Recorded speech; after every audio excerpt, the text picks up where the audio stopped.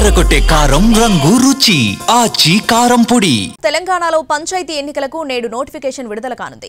ఆ వెంటనే నామినేషన్ల ప్రక్రియ మొదలు కానుంది. ఎన్నికలను సజావుగా నిర్వహించేందుకు అధికార యంత్రాంగం పటిష్ట చర్యలు తీసుకుంటుంది. ఎన్నికల బరిలోకి దిగాలని ఉవ్విళ్లూరుతున్న ఆశావహులు ఇవాల్టి నుంచి తమ నామినేషన్లను దాఖలు చేయనున్నారు.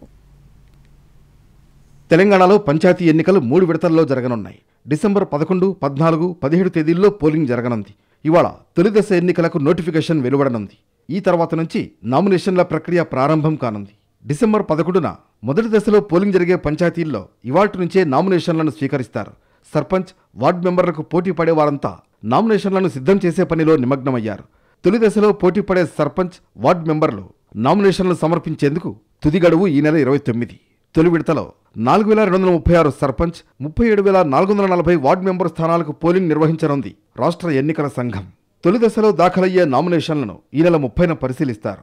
నామినేషన్ల ఉపసంహరణకు చివరి తేదీ డిసెంబర్ 3.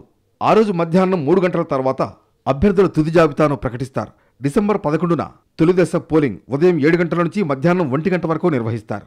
ఓటింగ్ ముగిశాక మధ్యాహ్నం 2 గంటలకు ఓట్ల లెక్కింపు చేపడతారు.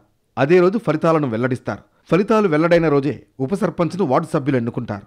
రెండో విడతలో డిసెంబర్ 14న పోలింగ్ జరిగే పంచాయతీల్లో ఈ నెల 30 నుంచి, మూడో విడతలో డిసెంబర్ 17న పోలింగ్ జరిగే పంచాయతీల్లో వచ్చే నెల 3 నుంచి నామినేషన్లను స్వీకరిస్తారు. మొత్తం 31 జిల్లాల్లోని 12,728 పంచాయతీలు, 112,242 వార్డులకు ఎన్నికలు జరగనున్నాయి. ఎన్నికలు సజావుగా జరిపేందుకు ఇప్పటికే అబ్జర్వర్ నియామకం జరిగింది.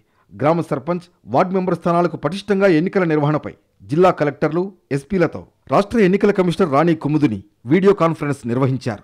నేటి నుంచి నామినేషన్ల ప్రక్రియ చేపట్టడం, శాంతి భద్రతలు, ఎన్నికల కోడ్ అమలు, ఎన్నికల సామగ్రి తరలింపు అంశాలపై ఉన్నతాధికారులతో చర్చించారు. రాజన్న సిరిసిల్ల జిల్లా రుద్రంగి మండలం రూప్లా తండాలో సర్పంచ్ పదవి ఏకగ్రీవమైంది. జవహర్లాల్ నాయక్ సర్పంచ్గా ఏకగ్రీవంగా ఎన్నికయ్యారు. దీంతో తండావాసులు టపాసులు కాల్చి సంబురాలు జరుపుకున్నారు. ఓవైపు పంచాయతీ ఎన్నికలకు చకచకా ఏర్పాట్లు జరిగిపోతుంటే మరోవైపు రిజర్వేషన్ వార్ నడుస్తోంది. హైదరాబాద్ గాంధీ భవన్ ఎదుట బీసీ సంఘాల నేతలు ఆందోళన చేశారు. పంచాయతీ ఎన్నికలను జీవో నంబర్ 46ని రద్దు చేయాలని డిమాండ్ చేశారు. దీంతో పలువురు ఆందోళనకారులను పోలీసులు అదుపులోకి తీసుకున్నారు.